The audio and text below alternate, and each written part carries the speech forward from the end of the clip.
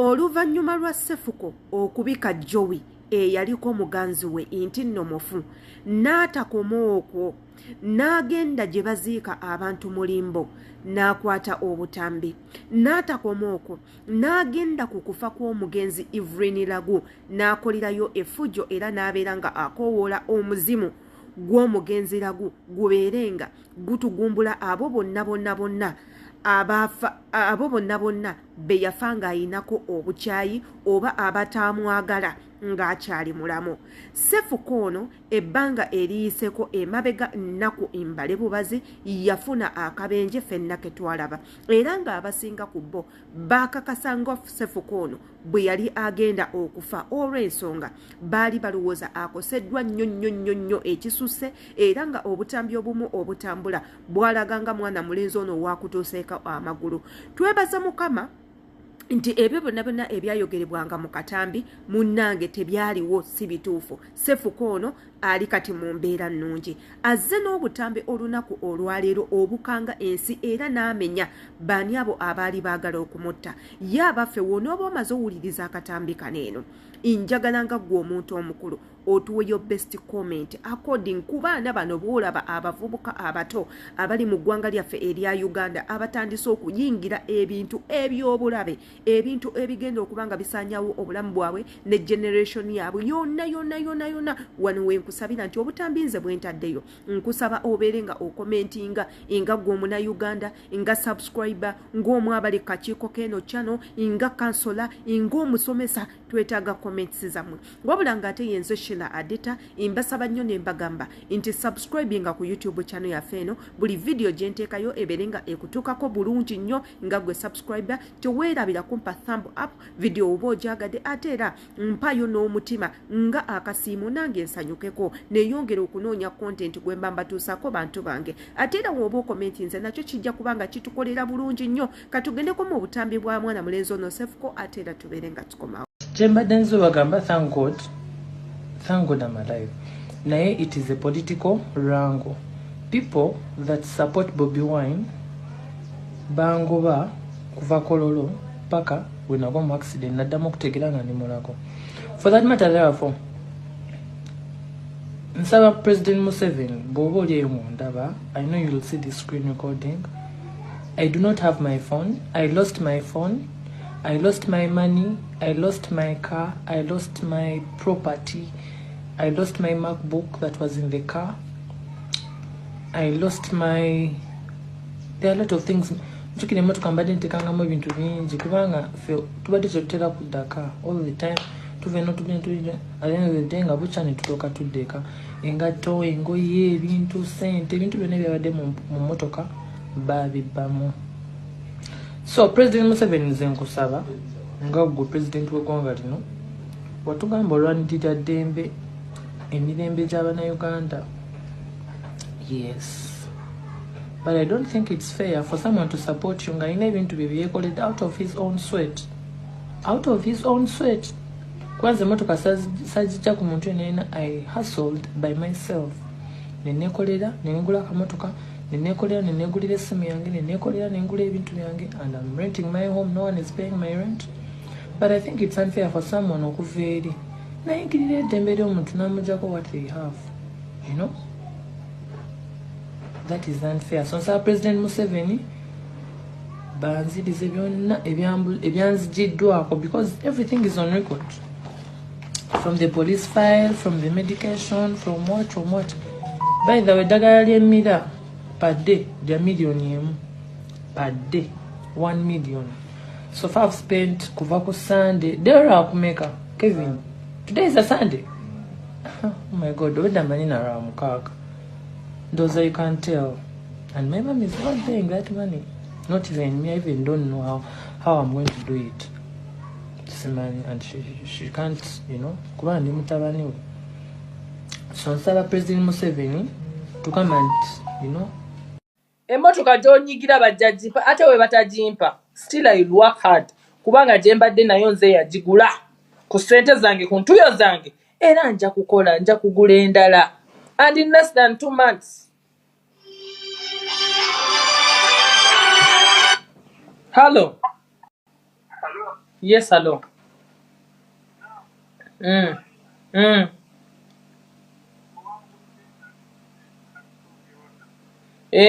Ono gundi atunda emmotoka. Aha, njagala emmotoka. Emmotoka yange nafunye accident. Nalabika tulinawo emmotoka ki? Nkutegedde sigwa owaziri emmotoka ziri ez'abagole. Nkutegedde. Alfad ogijjukira? Katulinawo emmotoka ki gy'oyinza okunguza? Ne saagala mmotoka ntini, saagala bumyo buki njagala kale ekitono ennyo eya 4-seater nenziremu Alfad obuzibu bwenywa nnyo. Ogiramu meka?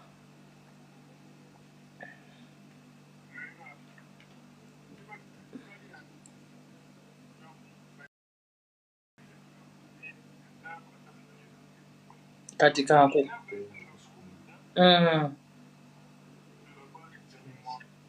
Mubuuze olabe oba asobola okukkiriza installments kuba sina zaawamu. Inshallah. Kati nkulindeko okuva mu ssaawa dakika meka? Kale mukubira azirire. Kale salamu alaykum.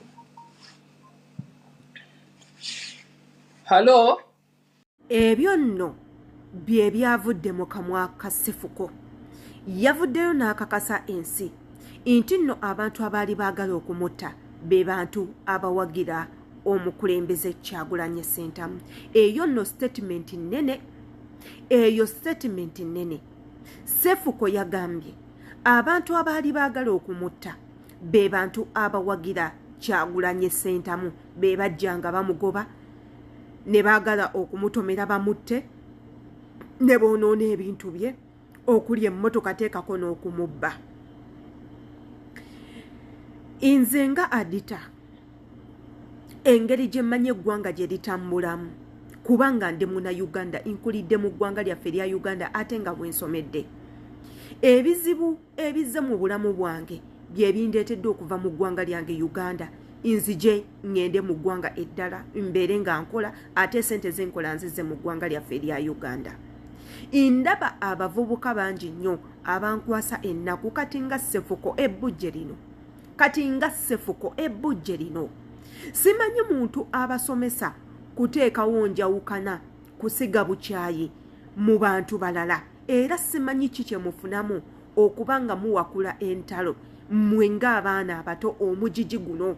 Igwe mu nkumu n'enkumu y'abantu abali mu ggwanga lyo erya Uganda n'osalawo obeere ku sayidi yakola ntalo, n'osalawo obeere ku sayidi yakuwaayiriza abantu kwenoonyeza bibyo, n'osalawo obeere ku sayidi yakuvulungutanya, sayidi yakuyomba, sayidi yakutta, sayidi embi eddala etalina gyekutwala. Bino ebintu byakaseera buseera. Ate nga batikitooka bangi nnyo abavubuka abali mu mbeera eno ng'eya Ssefuko nga mukola ebintu bino naye njagala mujjukire ekiseera kyammwe kijja kujja. Ojja tuuka ekiseera otuule ku mmeeza ogambe naye bino ebintu bye nakola nga biri waffe byalinga waffe. Wabula ng'ate ngenda baleeterawo akatambi akalala akavudde mu nze kennyini tugendeko tukawuliriza ate era tukomewo tubeere nga tufundikira vidiyo.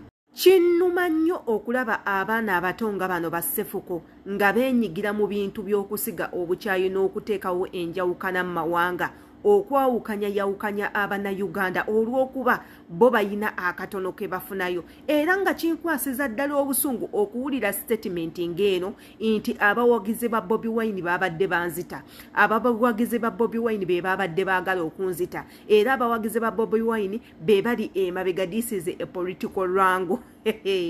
Nze mpulira nga munnuma immwe abaana abato. Ssefuko ku bintu byonna byozze ng'okola mu ggwanga lino erya Uganda nga tokwatibwako, ensi yonna ebadde ebiraba. bibadde mabega wa Bobi Wine era nga Bobi Wine yabadde nga akutuma okulya ebisiyaga yabikutuma. Bobi Wine yakutuma okurikodinga abawala obutambi bw'ekisegu n'obiteeka ku social media. Bobi Wine yakutuma okubanga otulugunya abaana b'obuwala. Bobi Wine yakutuma era nga mbuuliraayo ku bintu byonna byonna eby'okisiru bye wali okoze, okuli okuwemula abantu, okuli okulengeza abakyala ng'oboogerera ebigambo ebifuukuule, ovumaganya ekitiibwa ky'abakyala. Ebyo byonna byonna is it a political rango? Lwaki mmwe temulaba ensobi zammwe ne mwekuba mitima? Lwaki mmwe abantu mulowooza nnyo okuba nti buli kikyamu ekibatuukako there is someone behind? Nze abaana abato nga mmwe imbeerawo ne neewuunya ne ŋŋamba mu biseera ebijjeeyo mu maaso generations zammwe ezijja ze mugenda okutondawo nga mmwe abavubuka mugenda kubanyumiza ki? Tusaba nnyo mubeere nga mwenyigira mu ebyo ebintu ebigenda okuleka amannya gammwe nga gali clean. Obeere omu ku abo abantu abagenda okuba nga banyumirizibwako nti olina ekyamakulu kye wakola naye oleme kwegatta mu bintu bino eno byakusiga mpalana. Yenze Shila Adita page eno woba ogyetaaga gifollowing naddala ng'oli nkuba kyeyo kwata mu link ensinkaneyo ku YouTube channel. Nali ndekeddaawo okwogera ku nsonga z'ebyobufuzi nga ndaba ebyobufuzi mu ggwanga lyaffe erya Uganda bikyankalamu nnyo, byakyana kito, emizannyo gifuuse emizannyo egy'ekisiru. Kati ng'ono omwana omuto Bobi Wine abantu be baagala okunzita. Sefuko, are you worth a Bobi Wine's time? Are you worth a Bobi Wine's time? I'm asking. Are you worth a Bobi Wine's time? Gw'omwana omuto gwe Bobi Wine asobola okubeera n'empalana naawe omwana omuto atannayigana kunaaba, omwana omuto atasobola kukola statement nga teri mu mistake. Bobi Wine asobola okufuna obudde bw'asobola okuinvestinga mu ggwe omwana omuto okulukira olukwe okusindikira abantu bagezeeko okukutta. Gw'olaba ekintu ekyo kisoboka? Wanditudde ne weekuba mu mutima ku bintu byonna by'ozzenga okola, okutyoboola abafu, n'ogenda mu limbo n'otandika okuyitayo emizimu, n'ogenda ku abo abantu be bagenda okuziika n'oyita emizimu gyabwe nti giveeyo gikole revenge. Wandibadde weekuba mu mutima ku ebyo ebintu by'ozzenga okola ebirumya emitima gy'abantu abalala. Abantu baakoowa. People are tired. Abantu bayina ebizibu. People are depressed. People are stressed. Naye gwe n'ovaayo ne very stupid statement nti abantu ba Bobi Wine babadde bagezaako okunzita. Ife twabagamba mmwe baana mmwe abato, bwe muba temulaba ggwanga wa gye livudde na wa gye liraga, nga gwe tobiraba, nga you don't see what's happening in our country, gezaako okulaba nti osirika okola ebintu ebirala, kubanga no one is going to remember you. No one is going to inform you if you're not informed. No one is going to cry for you if you cannot cry on your own. Tewali muntu yenna agenda kutangaza ku biki ebiri mu ggwanga if you're blind. Tewali agenda kukugamba mbu bannange we are badly off. Tewali muntu yenna agenda bagamba nti bannange Uganda needs help. No one is going to tell you. If at all, inga gwe ng'omuntu ali mu ggwanga eryo tolaba ki kigenda mu maaso, tewali muntu yenna agenda bagamba. It's better you play your games well. Mujemu abantu abalala play your games well as long as gwe game jo playing ogifuna mu ne don't involve people. Abantu bayina ebintu bingi nnyo bye balowoozaako, mostly us tulowooza ku bintu bingi nnyo. Ensi egenda kubeera watya in the next 5 years, ki ekigenda okuba nga kikyuse. Tulowooza ku mirimu, emirimu bagenda kututeerawo oba nedda, bagenda kutuzimbirawo ku nguudo ennungi oba nedda. Naddala abaana kati abasomyeko abali well informed abatambuddeko ku nsi endala, ebintu bye twegomba eno tunaabiraba mu ggwanga lyaffe erya Uganda ono, wabula muli mu bintu byakutagalatagala. Gundi ayagala kunzita, simanya Bobi Wine andikwidde Olukwe agenda kunzita, muli mu bintu byakuteekawo inkaya na impalana kusiga buchayi abantu kutandika kwekyawa kwetta. Ekiseera ekijjeyo maaso omuntu wa Nupa ajja kubanga takyasobola kusisinkana muntu wa NRM lwaki mwe abaana abato abavubuka muyina obubondo obutandise obubakozesa ensobi ne weerabira nti nno gw'oli mwana muto abo abantu abakozesa ebyo ebintu for them they have nothing to lose after nga bakutaddemu ebyo byonna omaze okukola ebintu by'ekigwagwa abantu bakukyawe gye bujjeyo mu maaso ng'otandika kufuna bizibu ng'ogamba Bobi Wine. Yenze Sheila Adita imbaagala nnyo. Video za leero bwezityo wezigenze kansuubire nti nno mu butambi buno olina ky'oyizeemu ekitono at least bw'oba tolina ky'oyizeemu ekyokukolera sekiina wabula ng'ate mbasaba ekintu kimu subscribing ekyo sigenda kwerabira kubanga nkibajjukiza nti woba subscribinze munnange kijja kuyambako kuba gye bujjeeyo mu maaso tusuubira okukola channel eno okubeera a very big platform for all of us. Platform egenda okuba etuyambako mu bintu ebyenjawulo bwe tusobola okubira omulanga bwe tusobola okuddukira bwe tusobola okweyambira n'ebintu ebirala kyova olaba nkuŋŋaanya mmwe mwekka people that are serious okujja okuba nga mutwegattako awo nno ng'olina subscribinga kukwata ku kade nga video zonna zenteeka bakusindikira message okomentinge nga nsobole okukumanya n'okukujjukira nti omuntu bw'ati ne bw'ati munange muntu waffe mulungi nnyo beera teacher beera omu ku bakansola nga weeyambisa channel eno munnange comments zammwe ze muteeka tuzisoma era n'abantu bangi nnyo baziyitamu ne bazaba ne bamanya omuntu bw'ati ne bw'ati ne bw'ati ategeera bw'ati video ze tukola azitegeera bw'ati ne bw'ati kansuubira nti ekintu ekyo tukitegedde bulungi nnyo era nga nsuubira nti we kubanga gwa mulundi gw'okusoose okulaba video nga zino zenkola naawe ogenda kubanga oyimirirawo naawe otwale obudde bwo osubscribing otwegatteko imbaagala nnyo mukama abankumire katugende era tulindirire era twesange mu video yaffe ey'okubiri. See you later.